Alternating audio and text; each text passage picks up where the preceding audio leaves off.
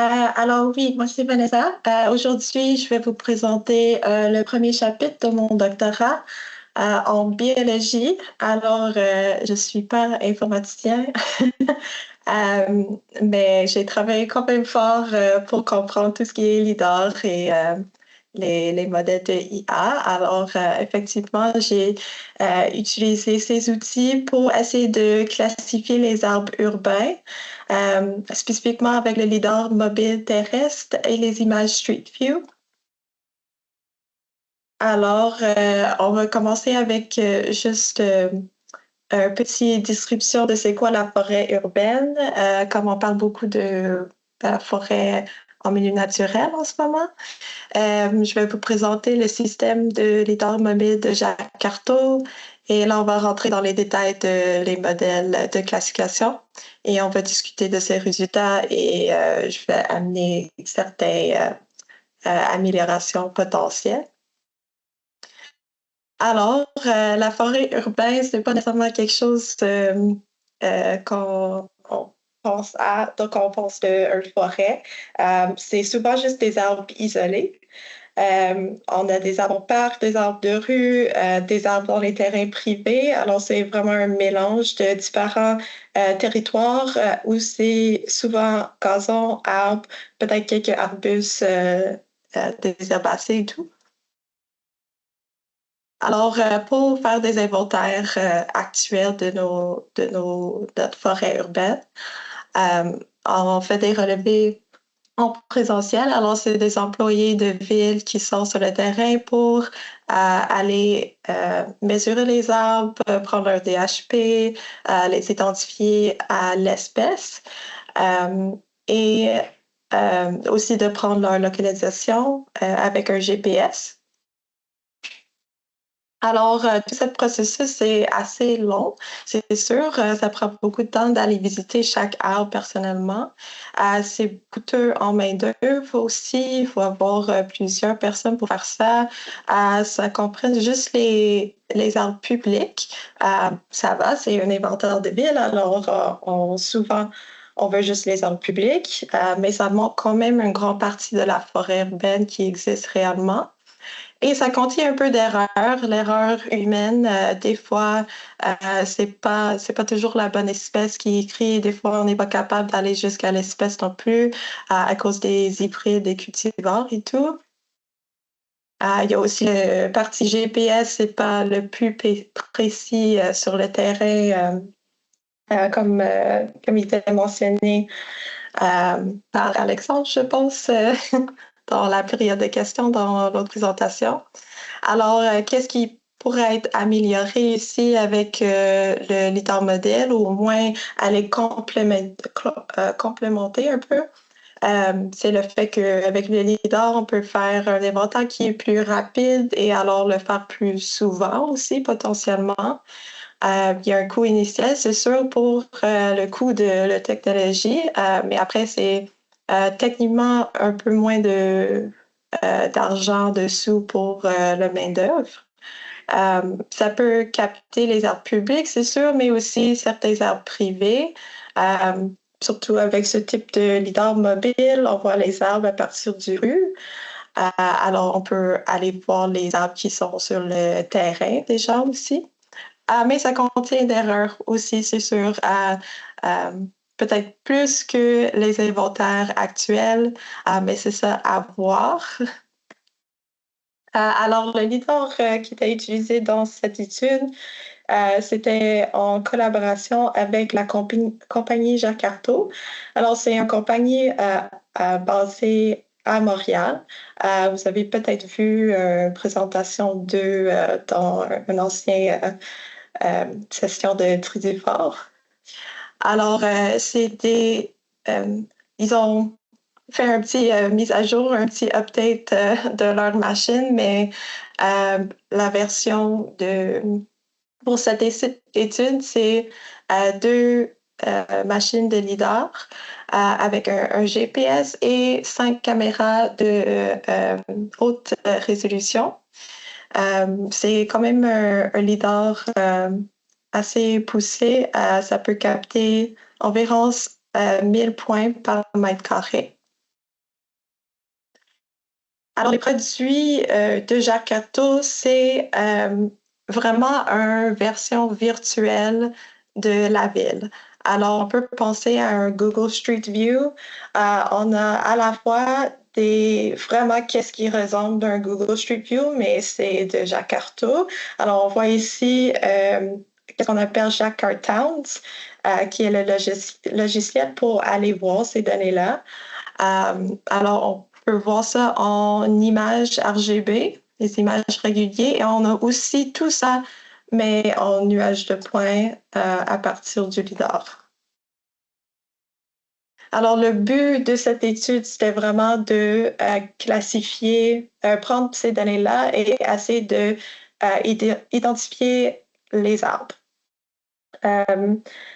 Alors, on voulait tester si juste le lidar serait assez pour identifier les espèces d'arbres ou ça serait mieux d'utiliser peut-être juste les images Street View ou peut-être on fait une combinaison des deux. Et le but, c'était aussi d'utiliser un modèle d'apprentissage profond, un modèle deep learning, mais on a testé aussi des modèles machine learning pour voir qu'est-ce que ça donnait. Alors, pour entraîner un tel modèle, il faut avoir des données d'entraînement. Alors, Jacques Carto avait beaucoup d'arbres scannés déjà. Alors, j'ai fouillé dans toutes ces données-là pour chercher, pour construire une base de données. Alors, avec les scans de lidar, les images Street View, on avait besoin de savoir, OK, pour chaque arbre, c'est quelle espèce pour après entraîner le modèle. Alors, on a utilisé la localisation du lidar et la localisation qui était prise par un GPS sur le terrain qui était inscrit dans l'inventaire de ville. La précision entre les deux, c'est pas exactement la même. Alors, on a mis un sonde de tampon pour essayer de matcher les arbres à leur espèce. Par contre, c'est sûr que c'est pas parfait. On a déjà dit, l'inventaire contient des erreurs, les coordonnées, c'est pas exactement le même. Alors, qu'est-ce qu'on a fait? C'est qu'on a allé vérifier les espèces d'arbres. En partie en personne, mais aussi juste en regardant sur Jakarta, sur Google Street View pour aller voir, OK, est-ce on peut voir, on peut bien identifier l'espèce. Sauf que vous pouvez imaginer que tout ça, c'est un peu difficile. Même sur le terrain, c'était un peu difficile d'avoir une identification jusqu'à l'espèce parce que euh, on a beaucoup de cultivars, beaucoup d'hybrides en ville. Alors, on a même visité un pépinière. Et même dans le pépinière, on voyait sans l'étiquette de OK, cet arbre, c'est ça. C'était impossible de savoir c'était quoi parce que à cause de ces cultivars, ces hybrides. Alors, qu'est-ce qui était possible, par contre, c'est de les bien identifier au genre. Et ça nous a donné la chance aussi d'aller chercher beaucoup plus de données parce que c'était beaucoup plus facile d'identifier au genre à partir de Google Street View ou le logiciel Jakarta. Alors, à la fin, on a ciblé 14 genres au total. Alors, ici à droite, j'ai un tableau. Comme exemple, à Montréal, par une étude qui était faite en 2021 qui regardait les inventaires de villes, on voit qu'il y a juste 10 espèces qui comprennent presque 70% des arbres en ville. Et de ça, on a 8 genres. Alors, on a beaucoup d'érables, par exemple, beaucoup de frênes. Alors, on a pris 8 genres de ça.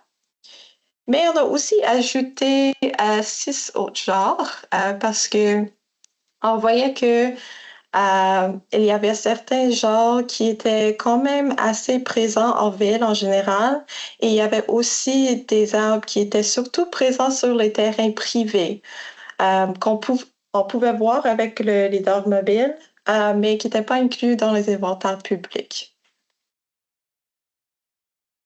Alors, à la fin de tout ça, on a eu plus que 3000 arbres pour nos données d'entraînement de 4 villes. Alors, la carte, c'est pas super beau, il y a beaucoup de vert, mais ça vient de Montréal, Laval, Trois-Rivières et Québec. Alors, c'est des grandes villes quand même au sud du Québec. Ici, c'est écrit un peu petit, désolé, mais on en a 14 genres. Et ça nous montre aussi dans cette figure le nombre d'espèces qui est compris dans ces genres-là. Alors, on a certains genres, désolé, que c'est juste une espèce. Alors, ici, on a le mycoculier, c'est juste une espèce en ville. On a aussi le févier, qui est juste une espèce. Et le touya, c'est juste une espèce aussi. Euh, et aussi, on a un 15e classe qu'on a appelé autre. Puis c'est vraiment juste la poubelle. Alors, c'est tous les genres qui étaient pas dans nos genres ciblés, mais qu'on a quand même eu des scans pour. Puis on a juste mis tout ça dans un classe pour donner la chance à le modèle de catégoriser tous les arbres qui n'étaient pas dans les genres ciblés. Alors, euh, le premier défi qu'on a eu, c'était, OK, avec les données LIDAR, qu'est-ce qu'on fait? Parce que il y a beaucoup de différentes manières à traiter les données LIDAR pour après entraîner un modèle. Alors, est-ce qu'on veut que notre modèle s'entraîne sur des nuages de points bruts, des nuages de points voxelisés? Est-ce qu'on veut extraire des mesures des arbres, puis après entraîner le modèle sur ça, sur l'architecture? Euh, ou on a trouvé un papier qui était quand même intéressant et un méthode qui n'était pas euh, vraiment utilisé hors de ce papier, mais qui a donné des résultats assez intéressants, qui est l'approche de Seidel.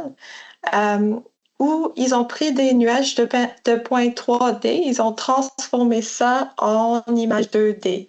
Alors, de la même arbre, ils ont pris des rotations à chaque 36 degrés et ils ont pris des screenshots à chacun de ces angles pour arriver à 10 images de la même arbre.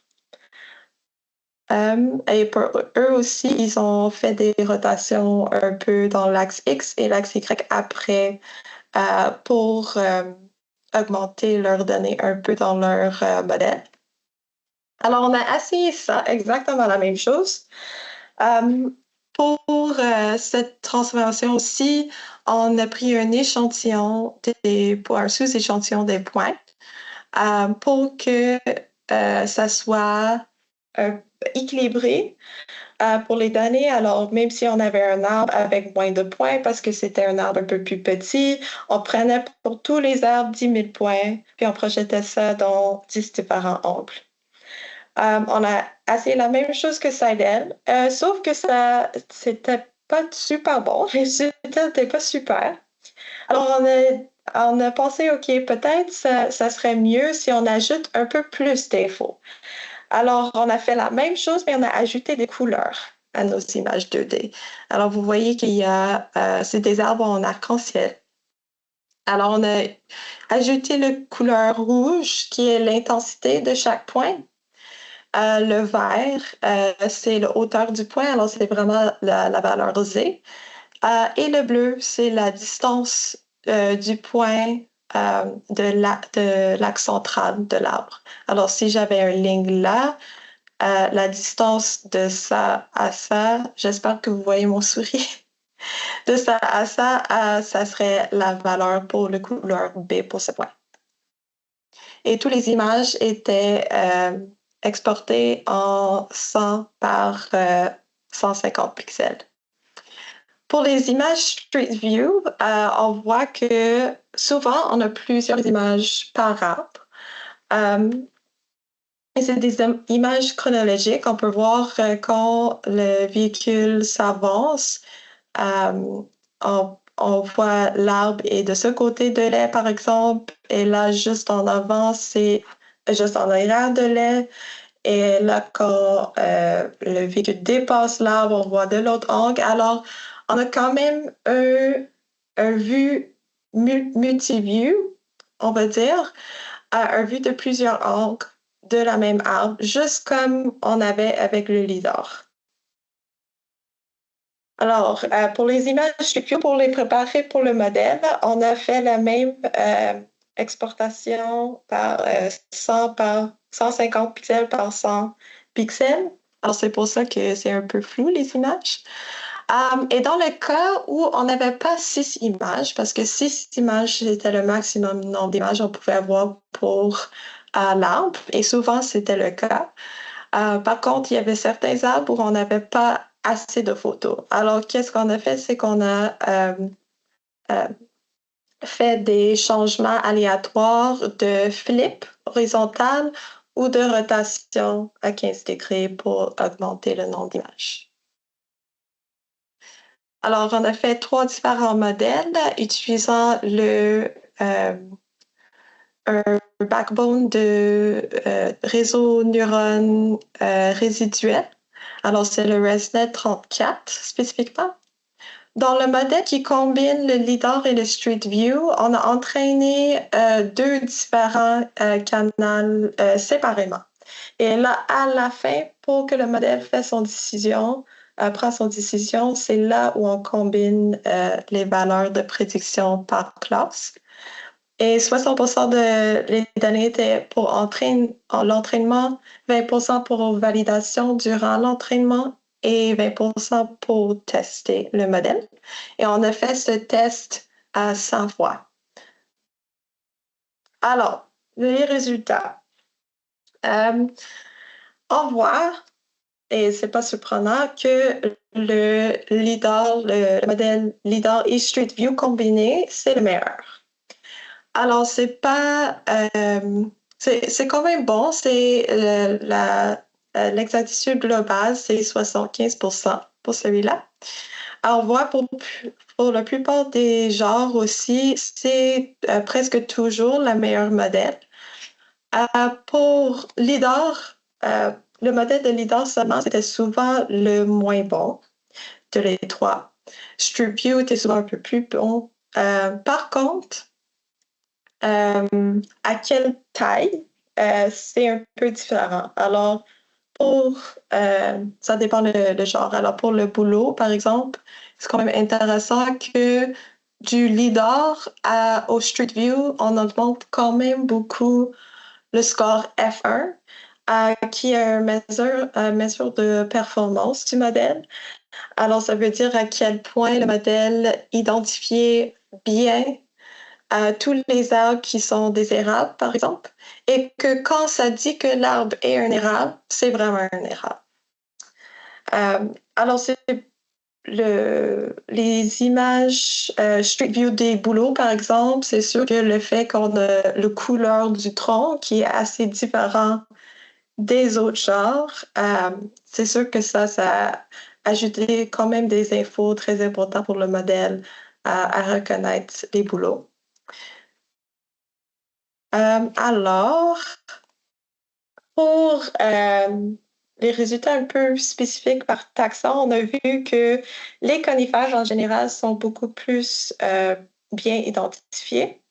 Le Lipizia ou l'épinette, c'est le mieux classifié, peu importe le modèle. Et c'est quand même très, très bon pour identifier les épinettes. Mais même chose pour le thuya et le pin. Euh, on peut dire que peut-être probablement c'est à cause de le fait que les feuilles sont toujours là.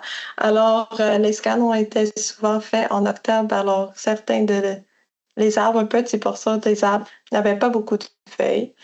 Mais ça introduit quand même la variation dans les données. Et pour les conifères, les arbres, il y avait moins de variations dans les genres. Alors, les Picea a toujours l'air de environ ça, tout y a la même chose et le pin, la même chose. Qu'est-ce qui était surprenant et pas un peu moins bon, c'est que les érables et les hommes ont été moins bien classifiés. Et c'est plate parce que c'est deux genres qui sont très nombreux en ville. Mais c'est pas totalement surprenant parce que il y a beaucoup de variations dans les deux genres. Surtout pour les érables, on a beaucoup de différentes espèces et certaines de ces espèces certains sont des cultivars qui ont leurs couleurs de feuilles sont permanents rouges et non verts. Ils sont jamais verts. On a aussi d'autres où leurs fruits sont très, un rouge brillant. On a des différentes grandeurs, différentes formes de couronne. C'est très diversifié. Pour les hommes, on a beaucoup d'hybrides aussi. Mais qu'est-ce qui est intéressant de tout ça, c'est que si on regarde la précision et le rappel du modèle, euh, je n'ai pas besoin de savoir c'est quoi la précision et le rappel.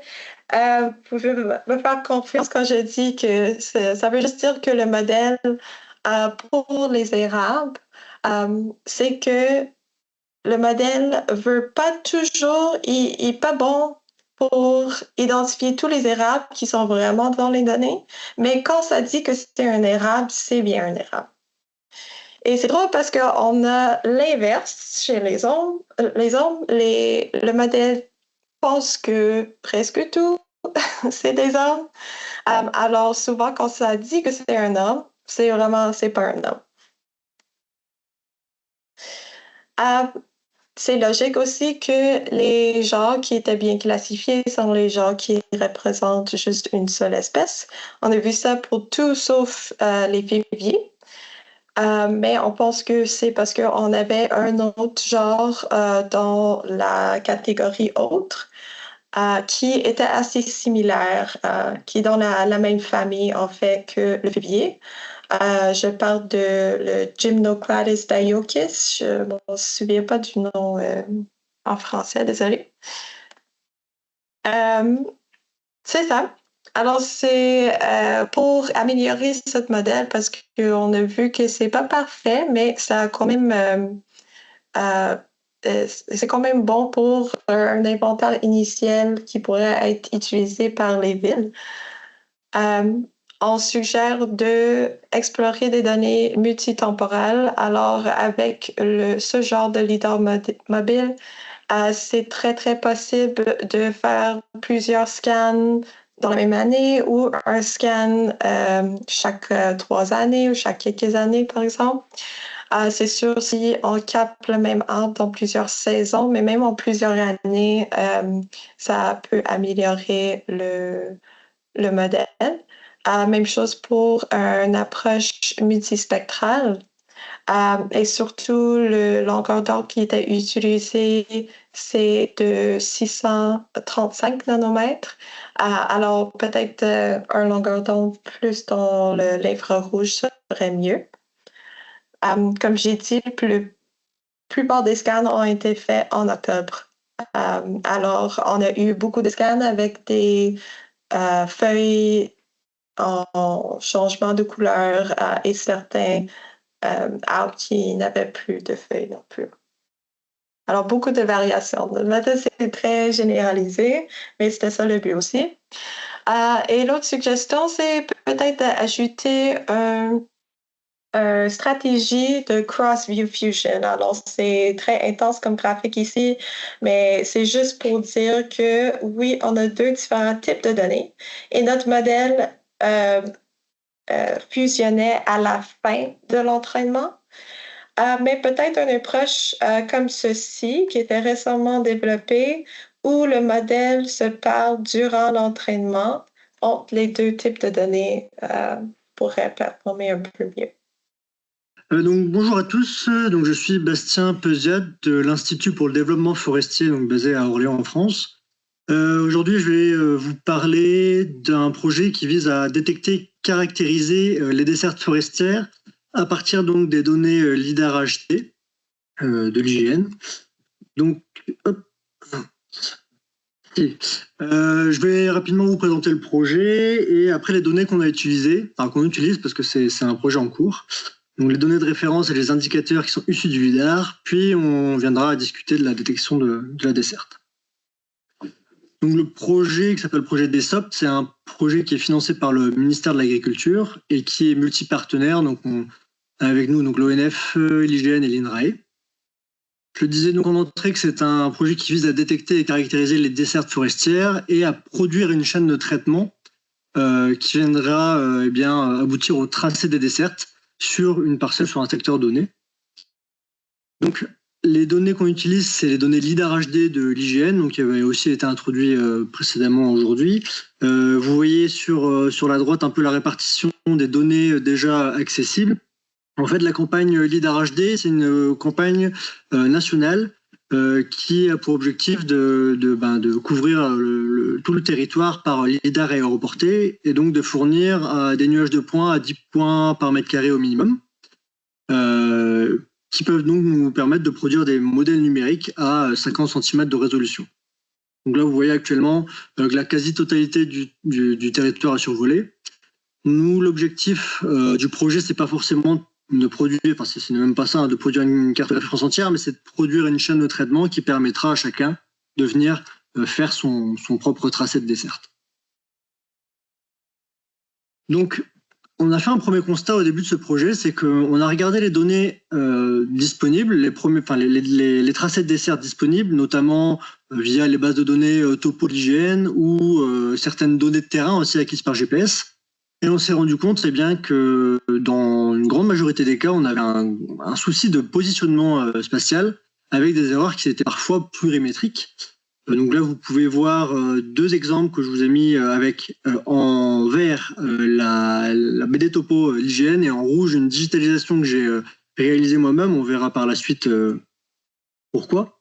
Et on se rend bien compte qu'on a des décalages vraiment parfois très importants. Donc nous, dans un processus de détection et de modélisation de la desserte, on s'est rendu compte que ces données-là n'étaient pas assez précises pour pouvoir calibrer et valider un modèle.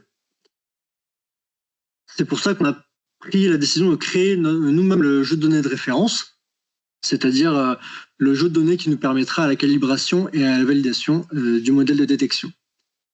Alors, on s'est basé sur, bien sûr, des rasters qui sont issus du LIDAR HD. Donc là, je ne vous ai pas présenté, mais c'est la carte des pentes, par exemple, en dessous. C'est des indicateurs qu'on peut calculer via le LIDAR, et notamment via le LIDAR HD, parce qu'on a de la donnée qui est disponible quasiment partout en France. Donc, dans un premier temps, on a essayé de sélectionner des secteurs de 2 km par 2 km en fonction de différents facteurs, notamment les sylvo-écorégions. Bien sûr, le pourcentage de forêt, on a pris des secteurs où il y avait plus de 70% des forêts, couvertes. On a également aussi pris en compte la saison d'acquisition, parce les données LIDAR, le programme en fait, le programme d'acquisition a commencé en 2020 ou 2021 et se poursuit jusque normalement à la fin de cette année. Donc on voit que les jeux de données ne sont pas forcément pris au même moment durant l'année. Du pourcentage de pente. Tout ça pour nous amener à sélectionner au final 100 secteurs distribués dans 3 environnements que l'on a définis nous-mêmes en fonction de la pente, c'est-à-dire 20 secteurs qui sont analysés en zone de montagne, parce qu'on a quand même pas mal de travaux qui ont déjà été réalisés sur la détection de la desserte en zone montagneuse. Mais nous, on veut s'intéresser également aux zones de moyenne montagne et aux zones de plaine. Pour essayer d'avoir vraiment un jeu de données qui est assez hétérogène sur tout le territoire. Ensuite, un gros travail qui a été réalisé, c'est le travail donc, de digitalisation que je vous présentais précédemment. Sur chacun des 100 secteurs analysés, on a donc digitalisé à la main tout type de tracé, donc que ce soit les chemins ou les dessertes ou les routes. Et nous sommes aidés de différents indicateurs qui sont issus du LIDAR. Les principaux, c'est par exemple la pente, qui fait très bien ressortir la desserte, je vous le présenterai tout à l'heure, et également d'autres types d'indicateurs. Donc c'est un travail qui est relativement fastidieux, mais qui est vraiment primordial si on veut avoir un modèle de qualité et surtout une validation de ce modèle-là. C'est vraiment, c'était vraiment un enjeu d'avoir un jeu de données très fiable. Lors de la digitalisation, on a également ajouté un champ de confiance. Alors on l'a appelé champ de confiance, c'est-à-dire qu'il définit en 3 niveaux, la confiance que l'on apporte au tracé que l'on digitalise. C'est-à-dire, la confiance 1, c'est vraiment un tracé où on est sûr que ça soit un tracé, peu importe sa nature. La confiance 2, on est quasiment sûr que sur l'indicateur en question, on voit un tracé, mais c'est potentiellement aussi un cours d'eau ou autre. Et la confiance 3, c'est vraiment, on n'est pas certain du tout de voir un tracé, mais on peut parfois voir sur certains indicateurs une correspondance entre deux tracés. Donc c'est derrière pour nous aider en fait à valider le modèle et à sélectionner principalement la confiance 1 où on est sûr d'avoir le tracé. Donc, une fois qu'on a vraiment créé ce jeu de données de référence, ça constitue le premier socle pour la modélisation, mais le deuxième socle, ça va être de calculer et de sélectionner les indicateurs qui sont issus du lidar.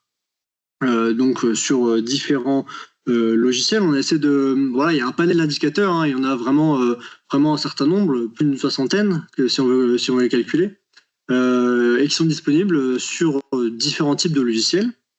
Je vais vous montrer quelques exemples rapides d'indicateurs qu'on peut utiliser. Donc, je vous présentais tout à l'heure la pente qui fait très bien ressortir évidemment les tracés de décès, de route en zone montagneuse, ici comme on peut le voir en bas à gauche. On se rend compte que cet indicateur il est aussi très pertinent sur certaines zones de plaine.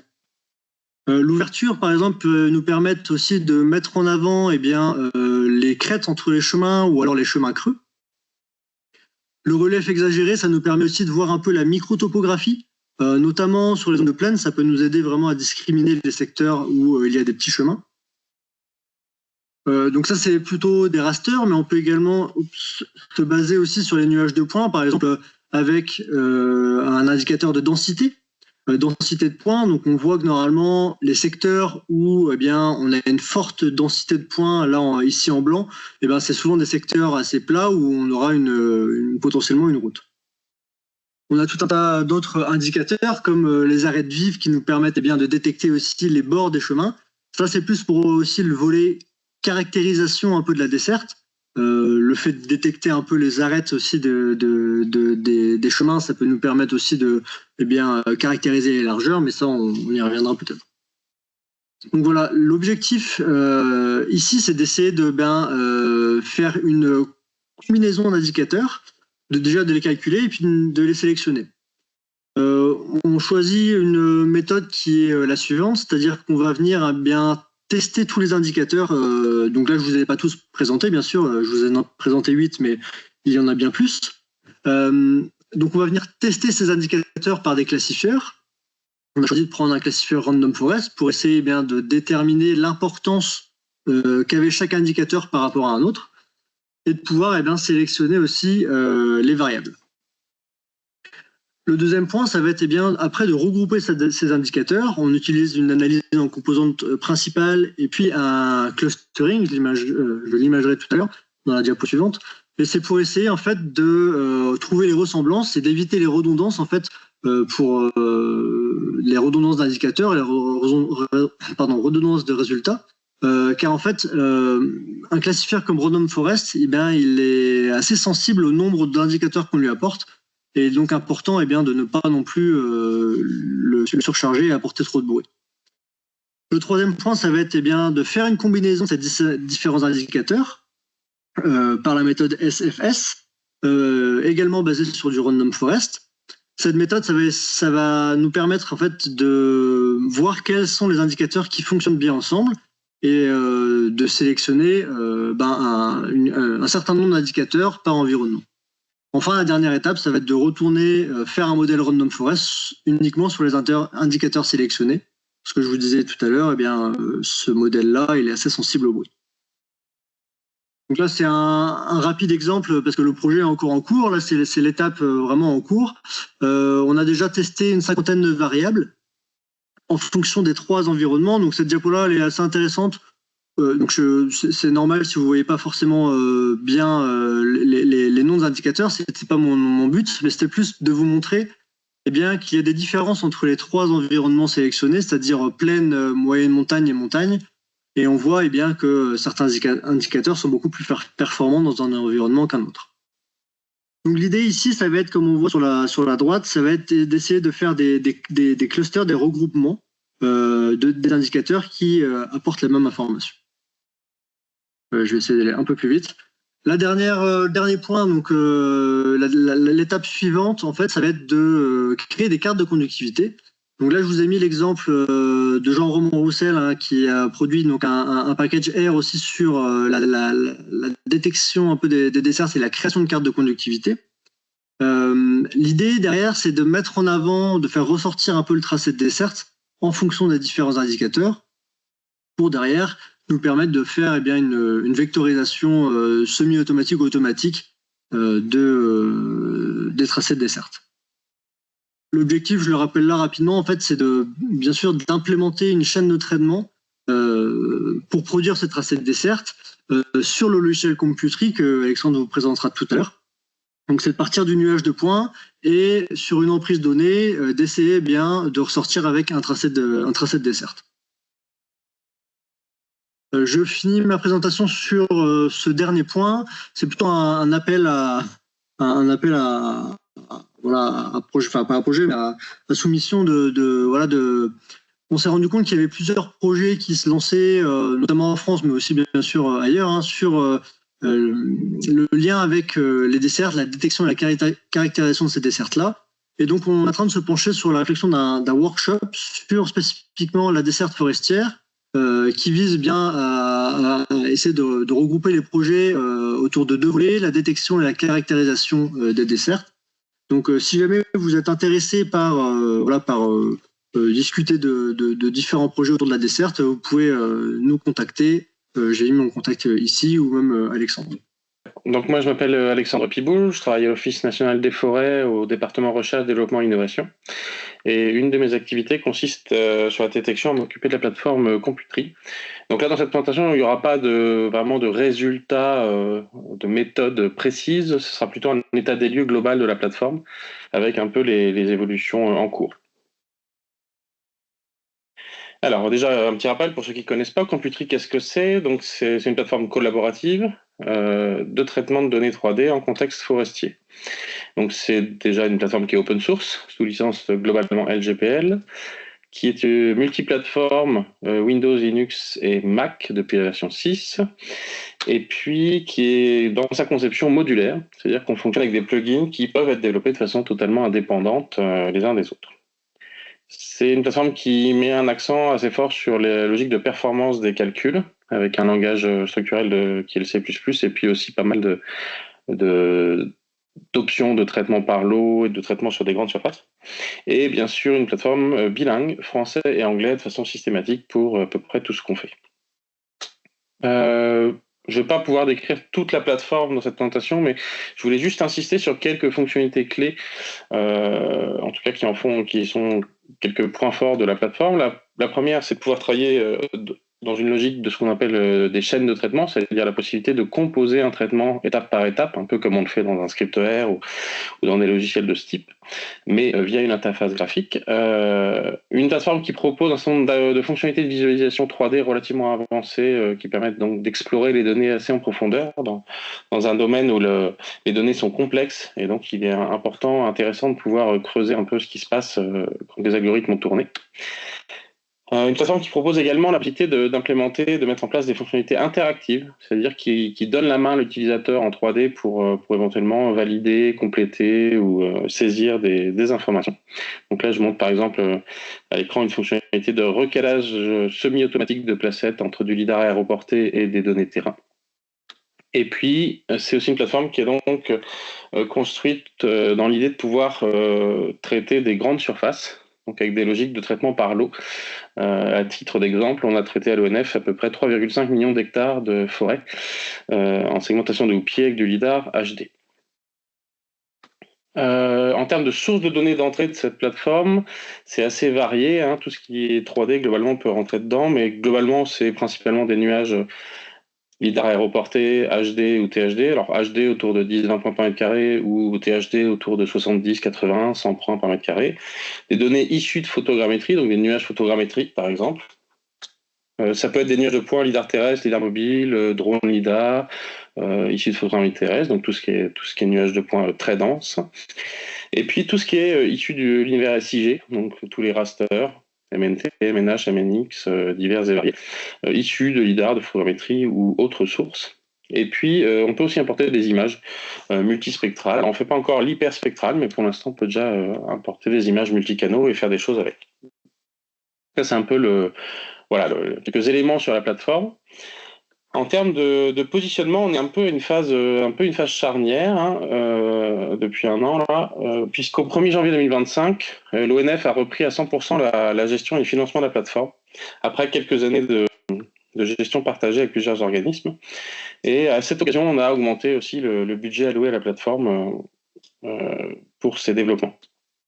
Alors, pourquoi je dis que c'est une année un peu charnière, c'est qu'à l'occasion de ce changement de cette évolution de la gouvernance, on a fait un atelier partenaire. On a convié un certain nombre de personnes qui étaient intéressées par la plateforme. Et on a fait ça en octobre. Et donc, une des choses qu'on a déjà constatées, c'est dans les personnes qui sont venues parmi les gens qu'on a invités, on a eu beaucoup d'utilisateurs, beaucoup plus que ce qu'on aurait pensé, et assez peu de chercheurs. Alors que les invitations étaient plutôt inversées. Donc bon, ça dit quelque chose des gens qui ont un intérêt pour la plateforme. Et puisque donc ces utilisateurs ou les gens, parce que globalement cet atelier a ressorti, c'est un certain nombre d'atouts de la plateforme, sa capacité à traiter de gros volumes de données, de grandes surfaces, sa gratuité et sa pérennité dans le temps, sa capacité à intégrer des travaux de recherche dans la durée. Et puis, que globalement, c'était, en tout cas, ça a fait preuve dans certains, à l'ONF et à quelques autres endroits, que ça peut faire un bon support de développement transfert vers des applications opérationnelles. Par contre, on a identifié, alors c'était pas non plus une surprise à cet atelier, mais ça a bien confirmé des lacunes assez fortes. Le principal étant un manque critique de documentation utilisateur, un manque d'offres de formation et une plateforme qui finalement est encore assez peu connue en termes d'utilisateurs finaux, en particulier au-delà des frontières françaises et québécoises. Donc, ce qu'il faut voir, c'est qu'initialement, quand la plateforme Computri était positionnée sur un créneau qui était de dire qu'on centrait la plateforme sur des collaborations entre chercheurs et R&D, et recherche et développement, avec l'idée qu'on formait, on accompagnait soit des chercheurs, soit des thésards, soit des postdocs au développement directement dans Computri en C++. Cette approche a bien fonctionné au début, puisqu'on a eu plusieurs postdocs, plusieurs thèses sur les lidars terrestres, qui ont produit rapidement des résultats intéressants. Mais on était sur des profils plutôt de développeurs informatiques, qui connaissaient déjà bien le C++ en entrant et qui n'étaient pas effrayés par ce langage-là.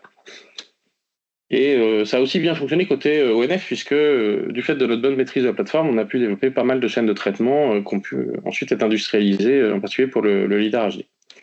Mais cette approche, cette logique, finalement assez centrée sur la collaboration scientifique, recherche R&D, a assez vite montré ses limites aussi dans la durée, c'est-à-dire au fil des années, on s'est rendu compte que ces accompagnements directs, cet encadrement direct était assez chronophage, et que le temps qu'on passe à suivre les personnes une par une, ça se fait au détriment d'autres choses, et en particulier ça explique en partie le fait qu'on n'a pas pu allouer beaucoup de ressources à d'autres aspects comme la documentation, la communication. Et puis surtout, je pense, la grosse limite de cette approche, c'est que c'est pas très adapté à des profils plutôt forestiers ou analyse de données soit sous R, soit Python, qui sont des profils assez majoritaires en recherche forestière, parce que tout le monde n'est pas forcément développeur informatique. Et du coup, cette logique-là posait un peu des problèmes d'intégration d'autres profils. Et puis, en termes de modèle économique, on a fait une tentative partenariale où des organismes publics donnaient une contribution annuelle. Et il s'est avéré que cette façon de faire les choses n'était pas très efficace, que c'est finalement assez difficile pour des organismes de dégager une sorte de redevance annuelle. C'est pas vraiment un mode de financement fonctionnel, en tout cas en France. Donc, suite à tous ces diagnostics, on a fait un choix de repositionner la plateforme sous un angle un petit peu différent, et plutôt de considérer que c'est plus une plateforme d'intégration opérationnelle. C'est vraiment se centrer sur ce qu'on en a fait en fait ces dernières années, à savoir un outil de production qui intègre des algorithmes, mais qui vise avant tout à faire de l'intégration opérationnelle. Et donc l'idée, c'est cette année et les années qui viennent de prioriser les actions qui facilitent, qui rendent accessible l'utilisation de la plateforme pour vraiment se centrer sur ce créneau-là. Et du coup, l'idée aussi, c'est de diversifier, d'outiller, de soutenir différentes voies d'intégration dans Computry plutôt que de se reposer uniquement sur l'idée que les gens vont se former au développement de plugins. Alors du coup, on a défini un peu trois grands axes stratégiques d'action pour les temps à venir. Le premier, la priorité absolue, c'est de faciliter la mise en œuvre opérationnelle de la plateforme par les utilisateurs sur leur cas d'usage concret. Donc là, l'idée, c'est vraiment de travailler à l'utilisation, à permettre aux gens d'utiliser ce qui existe déjà de façon efficace. Alors, avec un point d'attention, c'est qu'on a comme une diversité d'utilisateurs, soit existants, soit potentiels. Ça peut aller de chercheurs, d'étudiants, à des gestionnaires ou des bureaux d'études. Donc, les cas d'usage peuvent être assez variés. Et le niveau l'envie d'aller plus ou moins loin dans les traitements peut être assez différent selon les utilisateurs. Deuxième grand axe, outiller la mise au point de chaîne de traitement adaptée à la variété des contextes, des données et des cas d'usage. Puisqu'effectivement, on constate via les contacts qu'on a autour de cette plateforme que les gens veulent pas forcément toujours. Enfin, il y a plein de cas d'usage assez variés et des fois le diable se cache dans les détails. Et puis un troisième axe qui est vraiment de réfléchir à comment intégrer des travaux innovants issus de la recherche à la R&D, c'est-à-dire de ne pas perdre cette idée de rester, de proposer des outils innovants, voire récents, mais de différents qui peuvent être issus de la recherche, de la R&D ou de partenaires privés intéressés à la plateforme. Alors je vais décliner un peu ces trois axes. Donc sur la partie mise en œuvre opérationnelle, ce qui est déjà disponible, ce que la plateforme propose déjà, c'est le fait que ça fonctionne sur des configurations relativement raisonnables, avec des ordinateurs de bureau, alors peut-être pas les notebooks de base, mais des ordinateurs de bureau à peu près standards, on arrive à faire des choses même sur des grosses surfaces. La disponibilité sur plusieurs plateformes, c'est important aussi, puisqu'on n'a pas, typiquement à l'ONF, on n'a pas le droit d'utiliser autre chose que Windows, mais on a d'autres publics qui utilisent Linux ou Mac de façon principale. Alors sur Mac, je précise qu'on a quelques petits problèmes en cours, mais c'est en cours d'analyse pour résolution. On propose des versions portables, ce qui facilite la vie aux organismes qui n'ont pas l'accès à l'installation de logiciels avec droit administrateur. Et puis, des systèmes de script qui permettent déjà en fait de diffuser des chaînes de traitement où il y a juste à modifier les entrées-sorties si on veut les réutiliser. C'est ce qu'on fait typiquement en interne, c'est-à-dire on crée des chaînes toutes faites et après les gens changent les fichiers d'entrée, fichiers de sortie, éventuellement ils changent un ou deux paramètres dans le script et puis ils ont juste à relancer le traitement sur leur nouveau jeu de données. C'est une plateforme qui propose, en tout cas pour la plupart, des traitements plutôt performants en termes de vitesse. Et puis, donc j'ai déjà dit plusieurs fois, la capacité de traitement sur des grandes surfaces avec des logiques d'indexation spatiale. Alors pour l'instant, plutôt LAS et format PTX, mais avec l'idée de l'étendre dans le futur. Et puis il y a déjà finalement pas mal de choses disponibles, même si ces traitements ne sont pas forcément très documentés, donc pas forcément connus. Et l'idée donc des traitements interactifs dont je parlais, qui peut dans certains cas d'usage opérationnel être assez important de pouvoir avoir la main sur les données en cours de traitement. Alors ça c'était pour l'existant. À court terme, donc ça quand je dis court terme, j'entends dans les 2 mois qui viennent, les actions prévues. Donc il y a la mise en ligne de 6 tutoriels de découverte. Donc ces tutoriels ils sont finis en termes de contenu. Il y a encore un peu de post-traitement, un peu de montage, mais globalement, ils sont faits. Et donc, ils seront mis en ligne en français et en anglais au plus tard fin mars. J'espère un petit peu avant. Donc là, l'idée de ces tutoriels, c'est vraiment de faire découvrir la plateforme, sa logique, son fonctionnement, c'est-à-dire que les gens puissent devenir relativement à l'aise avec la manipulation de l'interface. En parallèle, on va, pour des raisons techniques, faire une refonte du site computry.onf.fr, mais en profitant pour supprimer le site qui hébergeait précédemment le code source et un certain nombre de documentation, R&D Innovation. On va tout rassembler autour d'un seul site, autour du site Computry, qui ne change pas d'adresse, qui reste à computry.onf.fr. Il va être complètement repris en termes de forme et de contenu. À moyen terme, donc là c'est sur l'ensemble de l'année 2026, c'est-à-dire que je ne peux pas vous donner une échéance aussi précise. On a l'idée, une fois qu'on aura mis en en ligne les 6 tutos de découverte, de passer à la suite, c'est-à-dire des tutoriels thématiques, c'est-à-dire proposer un relativement grand nombre de chaînes de traitement standard pour des cas d'usage récurrents, où pour chaque cas, à la fois on donne les explications, le script et les données exemples. Ça, l'idée, c'est de permettre aux gens de se lancer dans des cas très concrets sur tout un tas de chaînes, soit existantes, soit à venir. On veut aussi, dans le courant de cette année, essayer d'améliorer l'animation de la communauté utilisateur pour gagner en contact avec les gens qui pourraient être intéressés par la plateforme.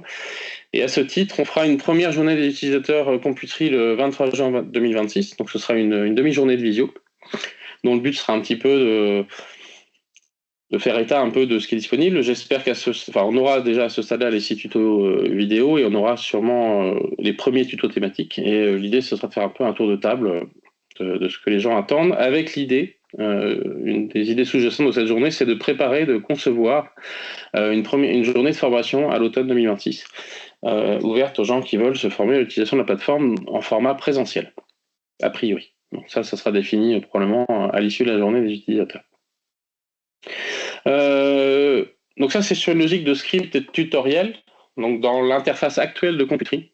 Un plan à moyen terme également, c'est d'ajouter une interface boîte à outils dans Computerie. Donc finalement une interface alternative à l'interface actuelle, qui soit dédiée et minimaliste, proposant des traitements standards en réduisant le paramétrage au minimum. Donc là, l'idée, c'est pour les gens qui n'ont pas envie d'explorer en détail les étapes intermédiaires, qui n'ont pas envie de comprendre le script complet, mais juste de faire un truc rapidement, de proposer finalement d'encapsuler ces scripts sous forme de traitement unitaire avec uniquement les paramètres essentiels qu'on peut changer. Et ne produire que les résultats de sortie en laissant tomber tous les résultats intermédiaires. Donc ce serait un outil complémentaire à l'interface actuelle qui nous semble être intéressant pour cibler des utilisateurs peut-être moins aguerris à la manipulation d'algorithmes, et avec l'idée que cette boîte à outils soit très facile à étendre à de nouveaux traitements. Et puis, à moyen terme aussi, l'idée de corriger nos petits problèmes de performance sous Mac pour que la plateforme soit pleinement opérationnelle sous cet environnement. Sous l'axe d'outillage de la mise au point des chaînes de traitement, donc ce qui est déjà disponible, c'est qu'on a déjà une logique de création de chaînes de traitement assez avancée, qui donne accès à tous les résultats intermédiaires, qui permet d'avoir une assez grande souplesse dans l'adaptation, la comparaison, le test de méthodes pour mettre au point un peu les chaînes de traitement. On a donc des capacités de visualisation 3D qui sont en direct, c'est-à-dire on est directement dans le même outil. On produit les données, on les visualise, on remodifie les paramètres, on relance, on revisualise. Donc on n'a pas besoin de changer, d'exporter pour aller voir dans un SIG ou dans autre chose. Et puis on a un système qui est autonome, qui ne nécessite aucune connaissance en programmation. Donc ça, c'est plutôt des atouts pour des mises au point de chaînes de traitement. Et cette logique de script dont j'ai parlé, qui permet aussi de diffuser finalement, une fois qu'on l'a mise au point, une chaîne avec sa notice de construction. À terme, à moyen terme, alors c'est pas l'axe sur lequel on va le plus investir dans 2026, mais on a quelques actions quand même. L'idée d'enrichir encore le nombre de formats de données disponibles. On a déjà pas mal de choses en entrée-sortie, mais on voudrait compléter par quelques formats assez à la mode en ce moment. On voudrait aussi améliorer la documentation dans le logiciel. Donc là, on parle pas de tutoriel, cette fois, on parle vraiment de la documentation dans le logiciel des étapes. En fait, au fur et à mesure qu'on va faire les tutoriels thématiques, on va reprendre la doc des étapes qui constituent ces chaînes de traitement standards, de façon à s'assurer que la doc est complète et bien détaillée sur l'ensemble de ces étapes. Et puis, bien sûr aussi, pour des raisons de stabilité, de réutilisabilité, l'idée de corriger les quelques bugs résiduels. On a déjà fait une bonne chasse là ces derniers temps, mais il en reste encore un petit peu, quelques bugs connus sur le chargement de certains scripts ou quelques petits problèmes graphiques ciblés. Donc ça, on va les corriger assez vite. Et puis, on va profiter aussi de la création de tous ces tutoriels thématiques pour faire une repasse un peu sur tout un tas de traitements et identifier d'éventuels bugs qui resteraient. Donc, l'idée de gagner encore en stabilité sur la plateforme. Et sur le troisième axe, sur l'optimisation des intégrations des travaux innovants, donc en action récente, donc qui seront disponibles à la prochaine release, probablement d'ici fin mars. On a eu déjà une grosse action de modernisation de l'environnement de développement, alors ça parlera peut-être pas à tout le monde, mais pour ceux qui sont un peu dans les aspects code, via un nouveau marché de maintenance qu'on vient de passer là avec Scalian, on est passé donc déjà de SVN à Git. C'était attendu depuis assez longtemps par pas mal de gens, donc ça y est, c'est fait. gitlab.com/computerie. On est passé là de Qt5 à Qt6 pour être à la en dernière version sur le framework Qt, et on est passé, là aussi c'était attendu, de Qmake à CMake pour passer sur vraiment le standard de compilation actuel et permettre aux gens qui le souhaitent de travailler sous Visual Studio ou d'autres compilateurs. On a également profité de ce travail pour rédiger des documentations développeurs qui décrivent l'architecture logicielle du système et qui proposent un manuel de développement pour les gens qui font des plugins. Donc ça, tout est à peu près prêt. Là, ça va être juste, faut juste le temps qu'on le mette en ligne et qu'on fasse les derniers tests. Mais globalement, c'est fait. Et puis, du point de vue contenu, on a aussi intégré récemment son algorithme sur des produits dérivés du MNT pour l'archéologie et l'hydrologie, des questions d'indicateurs radiométriques aussi, à partir d'images multispectrales. Et on a amélioré un certain nombre de points sur la gestion de données SIG, donc tout ce qui est polygone, digitalisation de raster, des choses comme ça. Donc un certain nombre de petits contenus qui ont été produits cette année. À moyen terme, donc là, objectif pareil sur l'année 2026, idéalement. Donc l'idée, le cœur de l'action, c'est d'essayer de structurer et de communiquer autour de 3 options d'intégration qu'on imagine pour des travaux dans Computerie. Donc la première, c'est de prendre en charge l'intégration de travaux existants sur le marché existant, c'est-à-dire sur notre budget principal. Ce qui reste à faire là, c'est à définir comment on décide ce qui rentre, ce qui peut être fait via ce moyen-là ou pas. Donc il y a une question de modalité d'arbitrage à clarifier. Deuxième option, de prévoir dans un projet de recherche, par exemple, un work package ou une action qui finance l'intégration. Donc ça, typiquement, on va le faire cette année sur le projet des SOPT. Et puis, troisième option, qui est celle d'origine, qui reste toujours disponible, la possibilité, malgré tout, de former des gens en développement de plugins, mais avec l'idée d'essayer d'avoir plus de support d'auto-formation, que les gens puissent avoir un peu plus d'autonomie sur ce logique-là, quand les gens souhaitent y aller. Mais a priori, l'idée est de plutôt privilégier les 2 premiers modes, c'est-à-dire on prend finalement en charge l'intégration des travaux plutôt que de demander aux chercheurs de rentrer eux-mêmes dans Computerie. Alors, il y a des projets d'intégration prévus pour 2026. Donc, comme le disait Félix hier, il y a l'idée d'arriver à refaire fonctionner LVOX nouvelle version dans Computerie, parce qu'on n'a pas fait le passage, puisque ça vient tout juste d'être produit. Donc là, on ne sait pas encore si ce sera l'option 1 ou 3, sûrement un mélange des deux. Et puis, l'intégration des méthodes mises au point dans des SOPT. Donc là, on sait que ce sera sur financement projet, puisque ça a été prévu dès le début dans le projet. Et puis en parallèle, on a aussi on développe actuellement un centre de contact parce que lors de l'atelier de l'automne dernier, il y a plusieurs partenaires privés, plusieurs sociétés privées qui ont manifesté un intérêt pour la plateforme. Et donc on essaie de voir un peu comment on pourrait collaborer pour enrichir Computerie. Toujours sur cet horizon 2026, du côté ONF, on a un certain nombre de travaux de fond en termes de contenu qu'on va mettre à disposition. Donc on est en train de travailler assez activement là sur des algorithmes de détection géométrique des troncs dans des données LIDAR aéroportées à très haute densité. Donc là, on est en train de faire un test sur l'Est de la France et on va, une fois que ces algos auront été validés, testés, donc probablement dans le courant de l'année, on va tout mettre à disposition dans la plateforme. Enfin, c'est déjà dedans, mais on va l'ouvrir. Et puis, on a une action prévue aussi de retravailler sur des travaux qu'on avait un peu laissés de côté sur le TLS depuis quelques années. Donc on va essayer de remettre tout ça un peu en forme pour avoir des chaînes de traitement opérationnelles vraiment fonctionnelles, valorisant les travaux qu'on a fait il y a déjà quelques temps et en complétant avec éventuellement des morceaux qui manquent. Donc ça, pourquoi on fait ça? Parce qu'en fait, dans le cadre du réseau de monitoring des forêts Renécofor, il y a un scan des placettes qui est réalisé au lidar terrestre, et donc dans ce cadre-là, on veut mettre en place des outils pour extraire un centre de données. Alors on n'est pas sur du mobile, et on est sur des données où il reste un peu d'occlusion, donc je le dis pour Jean-Romain, je pense qu'on testera sa chaîne de traitement quand elle sera dispo, mais bon, en parallèle, on va quand même travailler sur la valorisation des algorithmes qu'on avait mis en place. Et puis, il y a aussi l'idée, un petit peu le serpent de mer, la reprise du chantier de connexion de computerie avec R et ou Python, enfin plutôt et. Ça a été un chantier un peu difficile, c'est-à-dire que le prestataire précédent a eu pas mal de difficultés, on n'a pas réussi à aboutir à un résultat satisfaisant. Donc là, on a changé de prestataire, on va tout reprendre proprement et on va essayer d'aboutir cette fois. Alors l'objectif initial, c'était de pouvoir utiliser des fonctions R dans des chaînes de traitement computerie, mais du coup, on va adjoindre à cette idée un objectif complémentaire qui est à l'inverse, c'est de pouvoir utiliser du computerie depuis R. Donc ça devrait pouvoir se connecter assez bien avec ce qu'on va faire sur la logique de boîte à outils. Et donc on espère avancer là-dessus. Alors sur cette partie R Python, je m'engage plus sur des dates parce que c'est pas raisonnable, mais en tout cas il y a l'intention d'essayer de faire une avancée vraiment significative là-dessus cette année. Et bonjour à tous, merci beaucoup pour être là pour cette présentation. Et je m'appelle Luigi Ramirez, et je suis candidat doctoral à l'IGN et l'Université de Lorraine à Nancy. Et aujourd'hui, je vais vous partager cette présentation sur l'amélioration de l'estimation des troubles forestiers à l'aide de séries temporelles des modèles de hauteur de la canopée.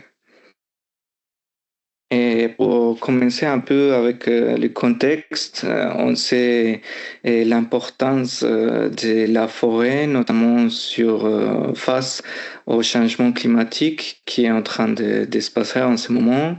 On regarde qu'il y a une vulnérabilité augmentée sur les forêts en général, et notamment pour les perturbations comme les feux, les orages, et les insectes ou les dépérissements. Et c'est vrai que les inventaires forestiers sont vraiment utiles pour faire une quantification de tous les stocks forestiers qu'on a. Et notamment parce qu'il peut offrir des informations qui sont précises, qui sont un peu représentatives à niveau spatial et aussi à niveau temporel, comme les inventaires forestiers nationaux.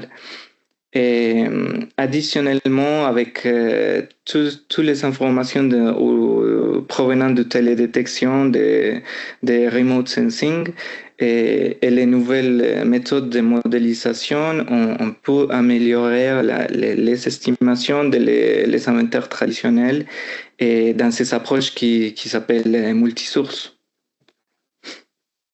Normalement, quand on parle d'estimation d'attributs forestiers, on commence par la forêt ou notre placette d'inventaire et on commence pour repérer les informations dendrométriques des arbres, les diamètres, les hauteurs, la densité, la composition des essences, etc. Et après, avec ces informations primaires, on peut produire des informations secondaires en relation à la croissance ou la productivité de la forêt en termes de surface terrière, volume, biomasse, etc. Mais il faut noter ici que quand on utilise les mesures directes de terrain pour faire des estimations de volume et surface terrière, etc., on est sur une base en fondation allométrique. Et normalement, quand on utilise ce type de modèle pour faire les estimations, on a une série de limitations. Par exemple, on peut faire une représentation assez proche de la hétérogénéité structurelle de la forêt. On a des limites pour enregistrer des changements au niveau temporel. Et c'est quoi? C'est l'étude c'est l'objectif de notre étude. Et aussi des autres réponses au niveau environnemental ou des trajectoires de croissance à niveau espèce, par exemple. Et quand on utilise des données de télédétection provenant de la télédétection, comme ce modèle de hauteur de la canopée, on a la tendance à traiter les métriques comme des mesures statiques. Mais les forêts, en général, ils sont des entités qui sont dynamiques et qui sont des différents flux. Et c'est pour ça qu'on s'est dit que les séries temporelles du MNS ou des modèles numériques MNH, des modèles numériques de hauteur, et ils pouvaient changer ou donner des informations sur l'estimation temporelle ou des variables de flux. Et pour cette présentation, le problème que je voulais vous parler, c'est de comment faire une extraction propre sur les signaux de croissance provenant de ces modèles de MNH, pardon. Et bon, on a l'hypothèse que les séries temporelles peuvent améliorer la prédiction d'attributs forestiers provenant des inventaires forestiers, et parce qu'il peut capturer un signal de croissance. Et aussi, à partir d'une approche de modélisation, on va faire une intégration des données temporelles avec les données d'inventaire forestier national en France et faire des indicateurs de performance du modèle pour l'estimation d'attributs forestiers. Et pour les matériels et méthodes, on est situé en France. L'exemple d'aujourd'hui, c'était fait dans le département 48, et c'est la Lozère, où on a 948 placettes provenant de l'inventaire forestier national en France. Et il y a aussi des acquisitions qui sont faites par l'IGN et des images du MNH. Et ils sont faits en 2023, 2021 et 2015. Et on a fait un coupage, une extraction de ces images pour chaque placette d'inventaire forestier. Après, il y a des issues qui sont liées à l'acquisition des images, et notamment en série temporelle. Parce que quand on fait l'acquisition des images dans un temps 1 et 2, on peut avoir des différences ou des effets liés à la temporalité et les paramètres du sensor et la qualité des images, la complexité du terrain, etc., qui va produire à la fin un peu de bruit dans les images qu'on va acquérir dans différents points temporels. Et dans cet exemple, on a deux modèles numériques de hauteur d'une même placette en 2020 et 2023. Et quand on regarde, on peut dire, OK, dans les 2023, on a un perdre dans quelques zones du placette, on en gagne en hauteur. Et notamment, on a la tendance à dire, OK, il y a un changement dans la placette. Mais après, quand on regarde la photogrammétrie ou les images photos dans la même placette, dans la même période d'acquisition, on regarde que peut-être il y a des effets d'occlusion, d'ombrage ou des artefacts qui font cette illusion d'une perte de forêt, par exemple, et qui notamment sont que du bruit dans les images. Et c'est pour ça qu'on se demande comment on peut séparer un signal de croissance qui est différent à celui des produits des artefacts de l'acquisition des images. Et alors, normalement, quand on travaille avec des produits comme les modèles numériques des hauteurs de la canopée, et on a tendance à faire, comme mesure de croissance, une différence entre les périodes évaluées. Par exemple, on a les trois placettes, on a la même placette dans trois différentes périodes d'année et on essaye de calculer avec une formule assez simple. C'est quoi la croissance dans les périodes d'année de 2015 à 2023 ou de 2020 à 2023. Mais c'est ce que je veux comparer aujourd'hui, c'est l'évaluation des points locaux maximaux dans les placettes.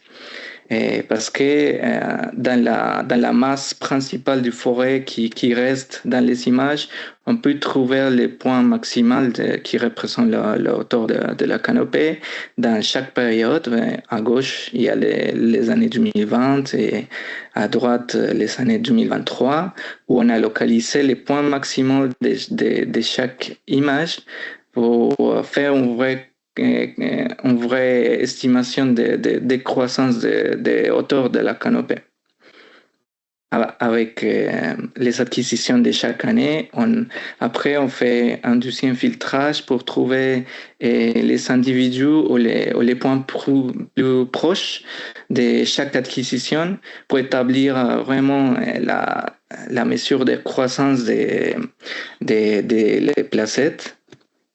Et après, avec une approche de modélisation à partir d'un random forest, on va tester l'estimation, par exemple, dans cette présentation. Je voulais vous montrer sur la production en volume et avec des métriques d'auteur de la canopée et fait en comparaison quand on utilise un indice qui vient d'une estimation d'une valeur moyenne des différences de hauteur entre les CHM et quand on utilise un indice de croissance provenant de le local maximum des les images du MNH.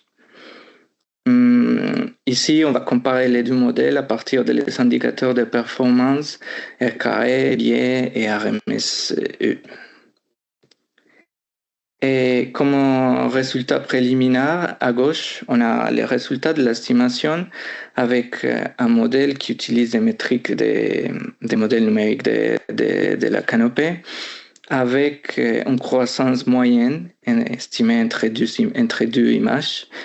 Et on regarde que pour les datasets de validation, on a une variance de la production en volume expliquée d'à peu près 37%.